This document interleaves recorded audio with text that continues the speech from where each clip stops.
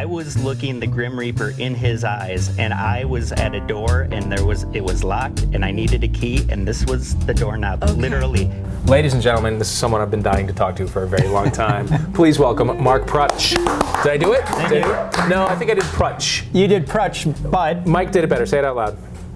Proksch. If you combine them, you get Proksch. Proksch. Yeah. Proksch. Okay. It's like book, but with the PR and Okay. SH at the end. Proksch. Well, welcome. Thank you. Welcome to our little show. I appreciate it. Thank you so much for being here. Thank you. I am a huge fan of your work.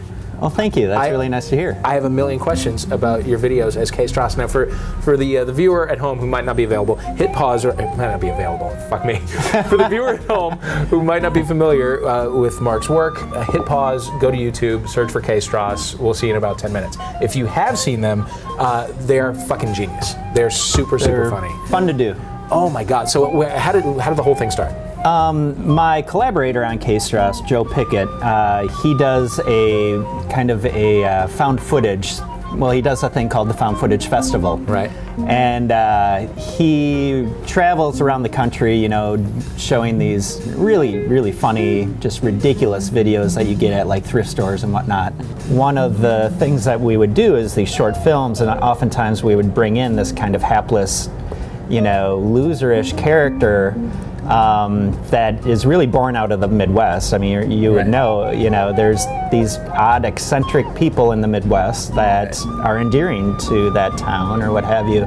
And so in high school and stuff, I would really latch on to these characters and talk to them and stuff like that. And eventually I just started doing this one character, and it came to be Kenny. And so he thought of the idea of, what if we got this character onto these morning shows, what would happen? And so we just sat and wrote a bunch of stuff and got ourselves on. And they did not vet you at all? Not in the least. You know, these poor stations, every day they have to do their Today Show. Right. Got a ton of time to in fill. St. Joseph, Missouri. I mean, what can you talk about for 2.5 hours in St. Joseph every day?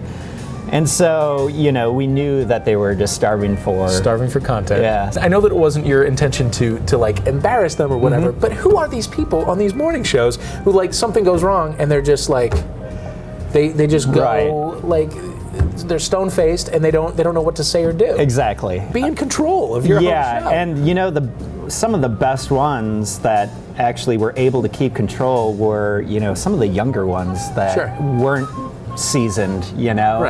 They were able to kind of roll with it, and they never caught on, but they were able to, you know, kind of make fun of themselves or something like that. It was the anchors that had been there for 35 years that were just deer in the headlights. They haven't had to think for themselves. Right, they haven't had to do much except, you know, segues. Right. You know? So, How much was written when you would go in? I'd say about 85%. Really? Yeah, I mean, there were always beats that we wanted to hit. The idea that we had for it was to do 12 of them, tell a couple story arcs, and if you watched them all in a row, you would get a story. You knew they were going to end up online somehow at some point. But we wanted to do it. Okay. So when they started popping up online, because we had never put them up online, when they started popping up, we were, shoot, you know, we're screwed. You know, we're not going to be able to get any more interviews or anything like that. It escalated quite quickly once it started going up on air. How many did you manage to do? We did about 7. Okay. And after the one where I fall down, which was going to be the finale, we were filming them out of order depending on who the anchors were. As soon as that one went up, it got on like Deadspin, and from there it blew up everywhere. So we weren't able. The following ones canceled on us. The moment when I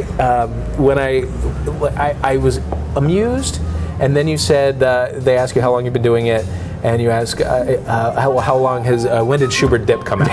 I stood up out of my chair and cheered. That's when I became a super fan. That was the moment. Yeah, I mean, that's like, it was like you were speaking directly to me. How long have you been practicing yo-yo? Since oh God, since you were younger? When did Schubert Dip come out? Oh, I don't know. The when dids are one of our favorite things to write. There's a couple that haven't been shown, but there was one of the anchors, well, I forget my yo-yo string. I bring the yo-yo, Right. but I forget the string for this one appearance, so I'm describing the yo-yo moves I would have done. Right. As if that's any, like, you know, anyone, we always picture farmers sitting at home thinking, what the hell is going on? Deer, come here. And so one of the things I describe is this, well, the blue flying angel, which I eventually do in the last one. Right.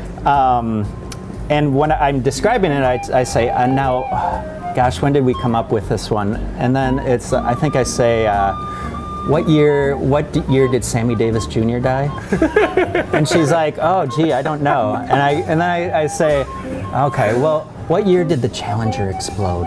Yeah. You know, and I say it quietly so she thinks that, you know, because one of our favorite things is for Kenny to say stuff when he thinks the mic's not on. Right, right. Don't hurt yourself. Oh. You know what? Do you have a clip? A clip? Did Joe send a clip over? No, we don't have a clip. That's what a clip of what you've done before.